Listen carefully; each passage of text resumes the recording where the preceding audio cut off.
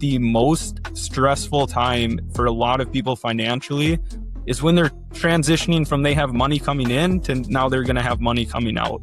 And that doesn't feel good for a lot of people, especially people that have been great savers. It's really hard mentally to switch that to, okay, now I'm no longer putting money into my retirement accounts, but I'm using it to enjoy my life, enjoy my retirement, to go into a soft retirement. They maybe had a business idea and they want to have enough savings that they can go out, and if they don't make money, it's fine, but they can spend their time doing something that they're passionate about. So Conor, what you been up to this week so far, man? I know we spoke on Monday, so what's been going on in your week? Yeah, it's been a busy week. I've had a lot of meeting some interesting people, either prospective clients or just people that are good connections that are maybe helpful connections for my clients as well. Okay, that's good. That's good. So when you're looking for a client or someone wants to meet with you, what are you looking for in a client? Yeah, so an ideal client is someone who is really looking to put their whole picture together. So kind of the real ideal client is someone who is within 3 to 5 years of retirement. I've worked with people that are like, I want to retire next month, and I help them out, but really to get all the planning in place. People that are really serious about looking at that retirement phase. I've also worked with people that retirement's maybe a few decades out, but they're small business owners, and I help them with kind of planning on their personal side, not necessarily the retirement planning yet, but just getting everything in line there. But yeah, the real ideal client for me is someone who interested in all of the retirement specific planning and the retirement specific topics that I can go on and on about, and they are interested in learning about that and how that relates to their specific situation. Okay, so you're saying retirement quite a bit here. What made you want to focus particularly on retirement? Yeah, that's a good question. So when I first got into the industry, I was soaking in and learning everything that I could, listening to, at first being an associate advisor, years ago, where I'm just sitting in on conversations. And as I've developed and worked with more and more people, I found that the most stressful time for a lot of people financially is when they're transitioning from they have money coming in to now they're going to have money coming out. And that doesn't feel good for a lot of people, especially people that have been great savers. It's really hard, mentally to switch that to, okay, now I'm no longer putting money into my retirement accounts, but I'm using it to enjoy my life, enjoy my retirement. Some people, it's to go into a soft retirement. They maybe had a business idea and they want to have enough savings that they can go out, and if they don't make money, it's fine, but they can spend their time doing something that they're passionate about. It's not always just, I want to retire and completely be done working. And at that time is when I feel I can bring the most value to people, is really looking at, okay, what does Social Security mean for your retirement spending capacity? When can we, optimize your filing decision? How should your investments look going into retirement so that if the market falls off a cliff, you still know where your money is coming from for year 1, 2, 3, 4. Some people, we build out all the way to 10 years. Where's your next 10 years of money coming from? And the stock market doesn't have anything to do with it. Some people are more comfortable in like the 5 to 7 year range. So really looking at all of that, putting that in place for people, that's where I'm very passionate about helping people. And that's where I've found I can help people the most. So that's where I've really kind of geared towards the retirement planning area. Wow, that's awesome. And I'm going to ask somewhat of a curiosity question here. What are some of those passions that people have that you just mentioned? Yeah, so I met with someone who, and she's absolutely killing it, but she loves knitting, and she quit her corporate job and went full time into a company, a legit company that sells very good products to people online all over the United States. And she knits, she sews, she crochets. She has some people that now helps her with that because sometimes gets more of a demand than she can do herself. And that's I really loved, just she was a ball of energy, and you could tell she wakes up every day super excited to do that. So that's one just kind of fresh off in my mind, but it can be a wide range of things. For some people, it's volunteering, so it's not necessarily a way for them to make money, but they're very passionate about a certain cause and they want to spend their time volunteering maybe their expertise working with, a nonprofit in like a consulting type role. So it can be a wide range of things. It's always interesting to see the passions for different people. But that's just one example of that soft retirement passion that turns into, you might end up making more money than what you were making in your, W-2 job. And that was a really fun example of seeing someone that had done that. That's exciting to hear. Um, let's get into the backstory a little bit. Did Conor, I'm going to talk about yourself in third person here, right? Did Conor always want to be a certified financial planner? Like, how did you get to this? Was this, man, I'm in kindergarten and what do you want to be when you grow up? Certified financial planner, right? Was it like that, or what was the journey like? So definitely not. It's a little different. My wife is in a fellowship for surgery, and when she was, her aunt told me a story when she was like 10 years old. She asked her to like help her come clean or do the dishes or something like that, and she looked at her and said, "These hands are made for healing." So she knew when she was 10 years old she was going to be a surgeon. I That was not the case for me. I really spent a lot of my time and energy growing up on playing hockey. It was a passion of mine. I loved it. I ended up going to college where a group of guys that I'd played hockey with, we could all get into the same college. They had a brand new NCAA team. So I was able to go there with a group of friends, and that's what my focus was on the time. And I went into the first week of school, and I was kind of like, I knew I liked numbers. I was always kind of driven to curiosity and finance, but I really didn't know what I wanted to do. So I just took a whole bunch of classes. After the first week, I went and changed all my classes, changed my major to a finance major and a business major. And from there on out, anytime I had a finance class, I was excited to go to it. Some of the other classes, it was kind of like, I'll get through this. But I found it really fascinating, the different elements of it. And I felt like if I had a really good understanding of the technical side of it, I could really help people. And then what kept me in it is when I actually got into the working industry. And I would say I probably learned more in that first year than you really do in the 4 years of college. Is it Yes, the technical side is there, but it's really understanding people's story, their emotion, what drives them, what they're fearful of. Like, no one's ever the exact same. So it's always different. And I can always get better at communicating with people, asking the right questions and helping them to feel good about where they're at and what they're doing. Yeah. You got to hear that story first. Like you said, understand where they're coming from, their passions, what drives them. And I like the fact that you start there because that's, to me, very customer centric approach rather than saying, all right, well, this is where you are. This is what you need to do this, this, and this. So you take a very, I like to call the H to H, a human to human approach. So I would say that's probably one of the biggest things that makes you successful at what you do. Right. So tell me, what's the craziest story you've ever come across with working with people? So the craziest story, you have this idea, and when I was, prior to starting my own company, when I worked at another company, had a very successful marketing machine. I had the pleasure of meeting just a ton of really incredible people. And one of the craziest stories is met a couple. They were the nicest, most polite people you could meet. Neither one of them had what you would consider high paying jobs, but they had done everything right up until that point where they had amassed a net worth of 5 million plus. It's like, if you've ever seen the book The Millionaire Next Door, this is like exactly what that book is about. Like, they were the millionaire next door. They didn't have a fancy house, they didn't have fancy cars, they didn't spend lavishly, they didn't starve themselves, they lived a good life, but they did a lot of things right. They lived below their means. They invested in low cost index funds, nothing crazy. They kept their expenses really low.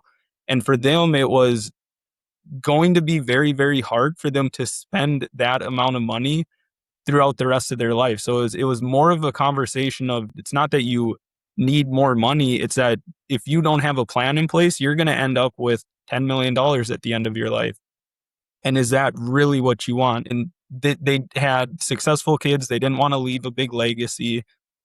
So it was an interesting situation where they had basically done everything right, but the help that we could provide them was getting a plan in place so that they're being intentional with, if they wanted to give to charity, if they wanted to go on vacations, if they wanted to, retire a couple years earlier than they thought they would have. It was just always the mindset of saving, being very conservative with their money and, not having a high paying job that, you know, being able to get to that point it was really inspiring for me to see that, that is possible. But then also on the planning side, it was a different sort of a problem where some people are worried about running out of money. For them, it was more of a worry of, uh, you know, this money's you can't take it with you. We don't really have any legacy plans. Like how do we optimize what we have to live the best retirement life that we can? Wow, that was a good problem to have, right? That's a problem most people don't have, but it's a good one to Mhm. have. So I'm curious now, like when you were initially talking to them about this, they told you their problem. Like, how did you go about guiding them? What was that process kind of like? Yeah, so it always start out with very, I would say, personal conversation, not even talking about the numbers. So really, I don't want to have knowing their financials as guiding that first conversation.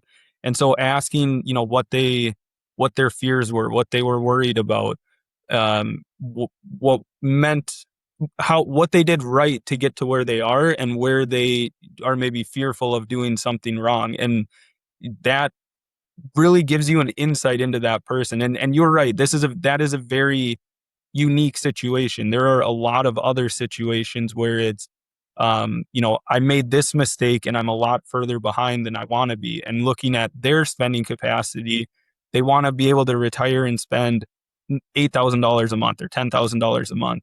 Well, if we look at their plan right now, if they retired, we think they could spend anywhere from like $5,000 to $6,000 a month.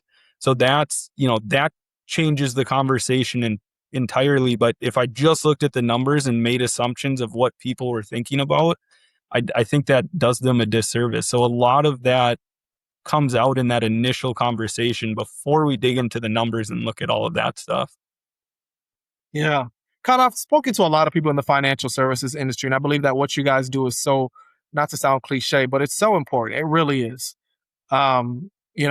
So for you, what excites you about being particularly working with people with their retirement, being a certified financial planner? Like, what's your sweet spot? Like, what's your genius zone in all this? Yeah, I think m- the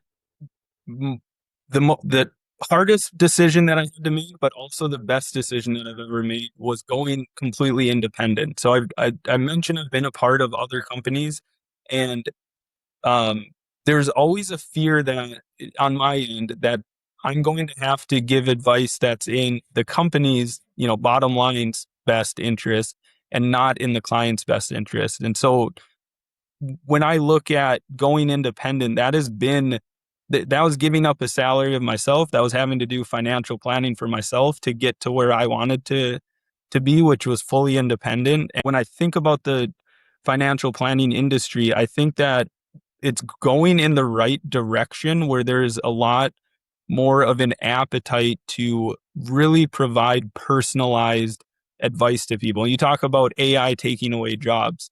And, if your entire pitch is, oh, I can sell you a certain product, or I can pick the right stocks for you or pick the right investments for you, that is something that I see as AI develops, taking away some of that part of the industry. But having a real personalized approach of understanding a person, understanding emotionally what their money DNA is, what their story is of why they think about things the way that they do, and being able to develop a plan that you wouldn't be able to do by, uh, AI wouldn't be able to do, because they wouldn't know how to put all of those pieces together and fully understand you as a person.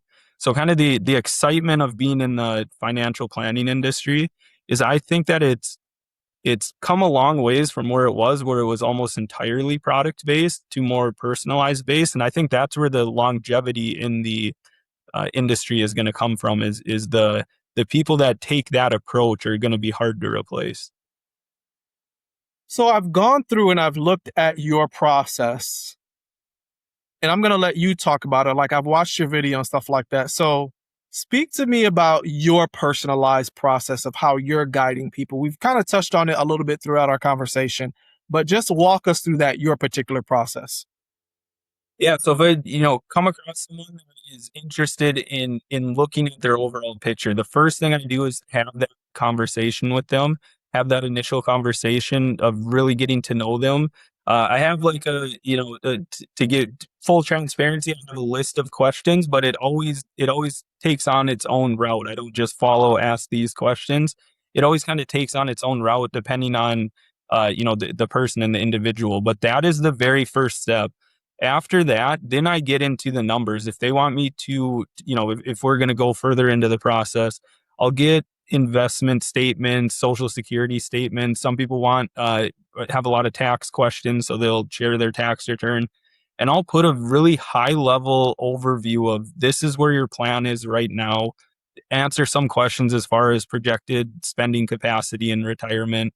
What are some tax planning opportunities? What are some investment areas where we can maybe reduce your investment costs or increase tax efficiency? Uh, Kind of give high level strategy overview of what that would look like. And then after that, I record a video. It's everyone's situation is different, but it can run anywhere to an hour long. For some people it's more 30 minutes or in between the two. And after that usually my goal of that whole process is to give people real educational clarity of where they're at, where they want to be, and what we could do from now to get there. And what some ideas are that would be relevant to their situation. And typically after that whole process, that's when we have the conversation of, do you want to hire a financial advisor? Do you want to, hire me? If you're looking for someone else, I'm happy to, make some helpful connections for you. And that's kind of the process I take, so that by the end of that whole process, at the very least, people got an educational look at their plan from a CFP professional that specializes in the retirement space. And whether they work with me or not, I find going through that process with people very rewarding for everyone involved.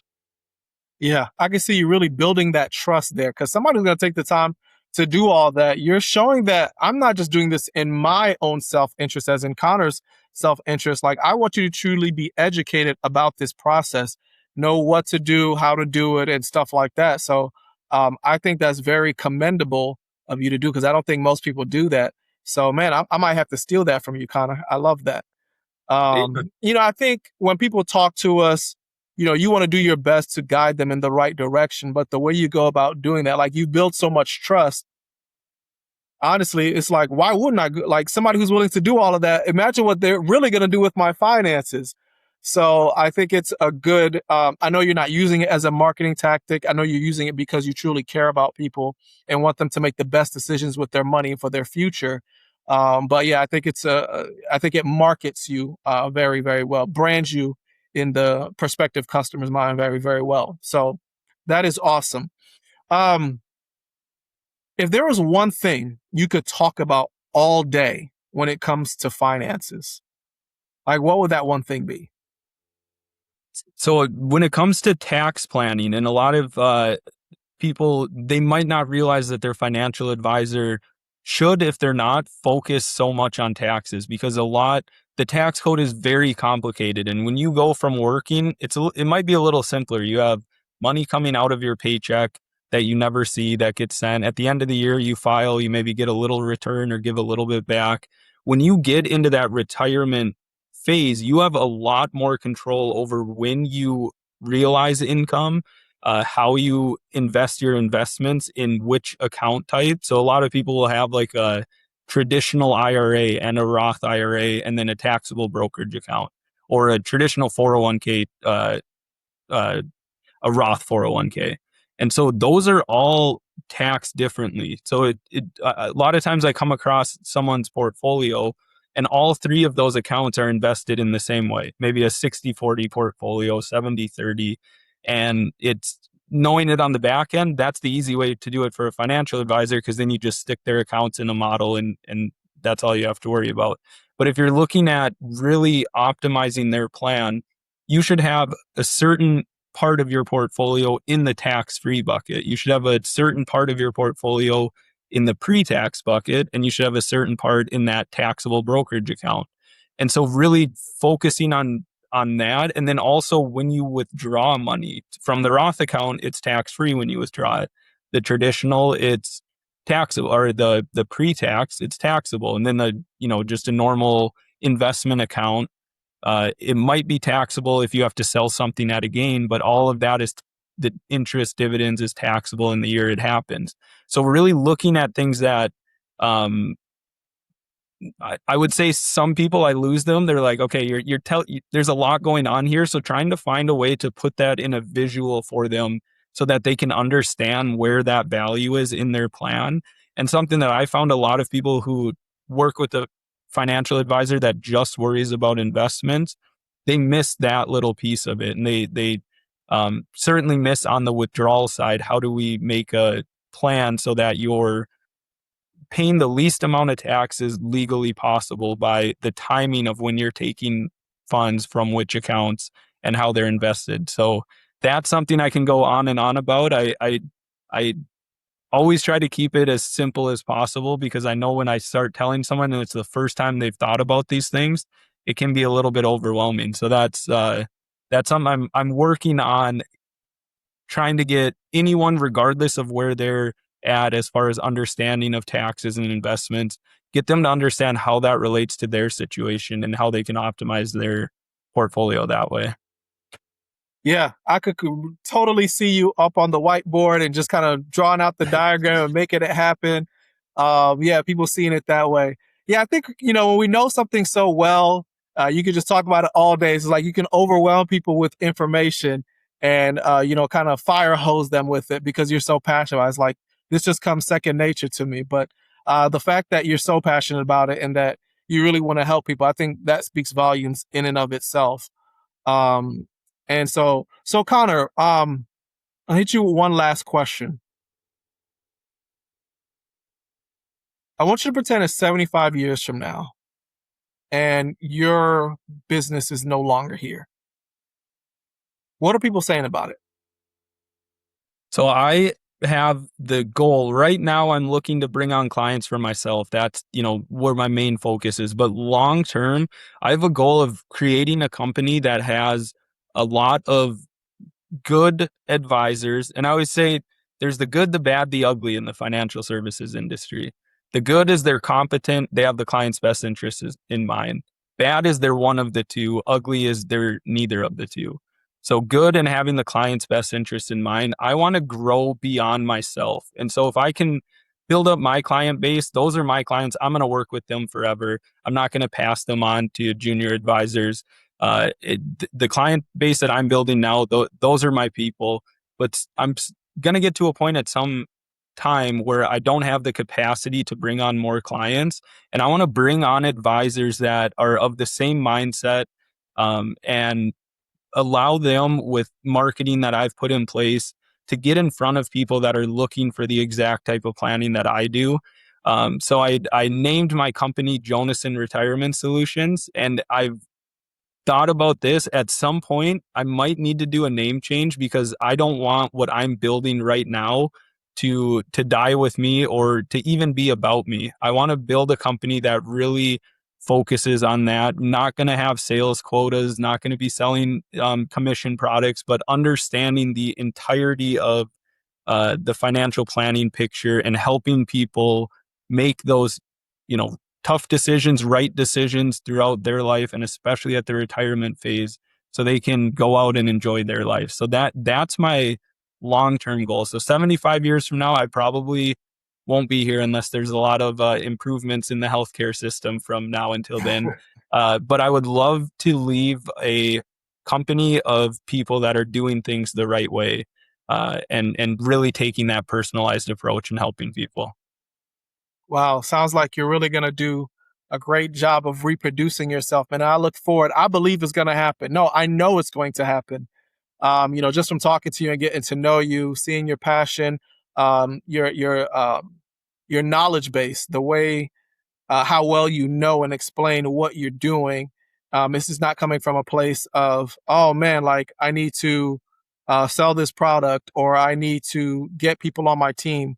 But you want to build, and I would say, build an army of people who are educating people the right way, doing things the right way, and helping people to retire happily, living their passion, living their best life, and just enjoying the golden years of their life, man. So I think that's very honorable, admirable, and I can't wait to see when that comes into when that happens.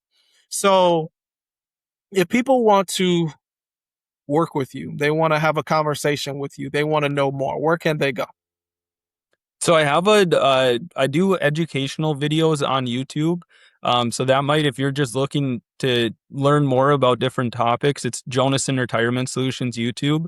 If you're looking to work with me, my email is probably the easiest way just to reach me. That's cjonasson at chrysoniawealth.com. I don't know, you can maybe put that in the description or something. I won't spell We'll that get it out. up there. Yeah, but that, anyone who's interested in going through that process that we talked about, emailing me is probably the easiest way to do it. And if you're just looking to educate yourself on these topics, the YouTube channel is a good place to go. Okay, awesome. Well, you guys heard it. You can get in touch with Conor here through email. You can go to his YouTube channel. Go and check him out. Send him a message if you have questions. As you can see, he's built some way for you to really just get educated, to know what it is that you need to do, what the next steps are. And he's going to help you retire safely, happily, and enjoying life. So, man, Conor, thank you so much for being here today. And guys, this has been the Third Story Podcast. We didn't announce it at the beginning, but we'll just throw it in there now. Make sure you do like and subscribe, and look forward to seeing you in the next episode.